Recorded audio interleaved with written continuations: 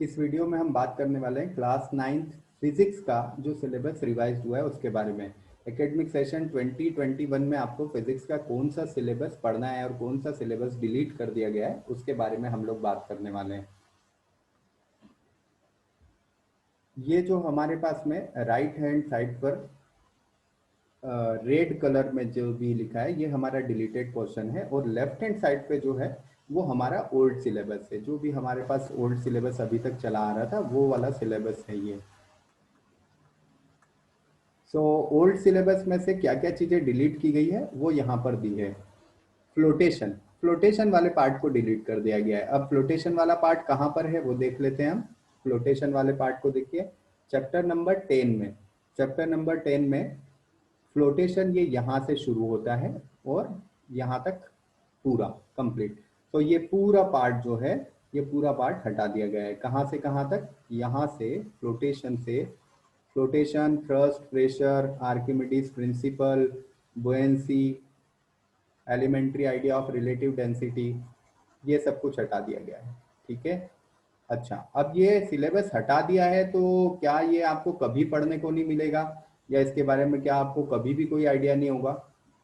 तो इसके बारे में आप जान लीजिए कि ये पूरा का पूरा पार्ट आपको मिलने वाला है क्लास 11th में। रिलेटिव डेंसिटी का भी आइडिया आपको क्लास 11th में मिलने वाला है, बोएंसी का भी मिलने वाला है, आर्किमिडीज प्रिंसिपल, थ्रस्ट, प्रेशर, सारी चीजें, लॉ ऑफ फ्लोटेशन, ये भी आपको सब मिलने वाला है क्लास 11th में वापस पढ़ने के लिए।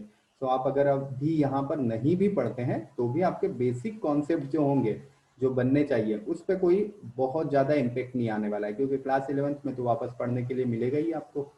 ठीक है। नेक्स्ट देखते हैं, नेक्स्ट क्या डिलीट किया है? साउंड।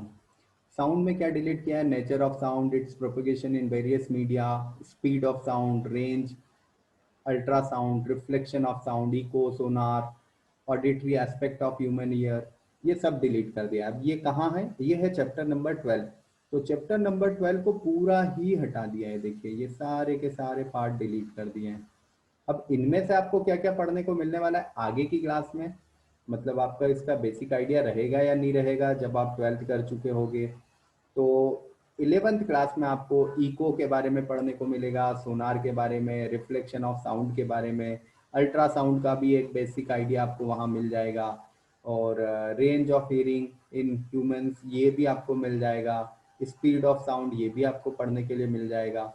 ठीक है। नेचर ऑफ साउंड भी आपको पता चलेगा, कैसे प्रोपोगेट होता है ये भी आपको पता चलेगा। तो साउंड के बारे में बहुत सारी चीजें वहां पर आपको एक वेव्स नाम का जो चैप्टर है उसके अंदर पढ़ने को मिल जाएगी।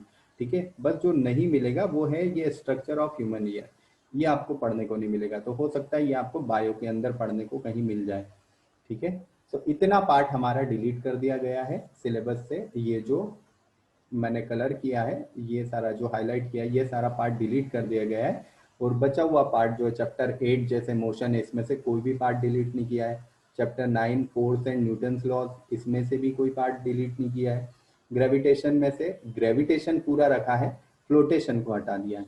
वर्क, एनर्जी एंड पावर में से भी कोई भी पार्ट डिलीट नहीं किया है। ठीक है। तो ये बेसिक आइडिया है जो डिलीटेड पोर्शन है उसका। और क्या ये पोर्शन आपको आगे जाके पढ़ने को मिलेगा या नहीं मिलेगा इसके बारे में हम लोग डिस्कस कर रहे थे। तो क्लास 11th में जितना भी डिलीटेड पोर्शन है उसका 90% आपको वापस पढ़ने के लिए मिल जाएगा।